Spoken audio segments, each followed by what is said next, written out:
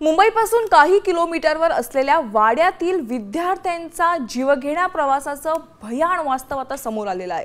वाडा तालुक्यातील नाकारपाडा आणि जुगरेपाड्यातील विद्यार्थ्यांना दररोज पिंजाळ नदी पार करण्यासाठी बंधाऱ्याचा आधार घ्यावा लागतोय।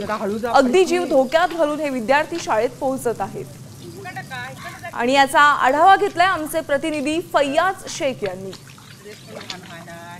पालघर जिल्ह्यातील वाडा तालुक्यातील आपण या गारगाई नदीवरती आहोत, ज्या ठिकाणी विद्यार्थ्यांना जीव घेणा प्रवास करावा लागतो। आपण जर बघितलं तर हा जो तो पूल आहे, हा जो बंधारा आहे, याच बंधाऱ्यावरून जे दोन गावातले जे पाड्यातले जे विद्यार्थी आहेत त्या विद्यार्थ्यांना इथं यावं लागतो आणि याच्यावरून जीव घेणा प्रवास करावा लागतो। बाजूलाच या गारगाई नदीच्याच पलीकडे एक गारगाई आश्रमशाळा आहे आणि या आश्रमशाळेवरती जाण्यासाठी विद्यार्थ्यांना 5 किलोमीटरचा प्रवास करावा लागतोय। आपण सध्या याच गारगाव नदीच्या जवळ उभे आहोत।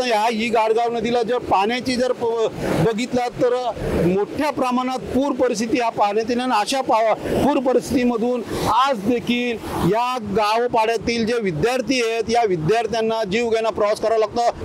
फैयाज शेख, साम टीव्ही, पालघर, वाडा। आता isakal.com आहे देशातील नंबर 1 ची मराठी न्यूज वेबसाईट। प्रत्येक अपडेटसाठी isakal.com ला नक्की भेट द्या।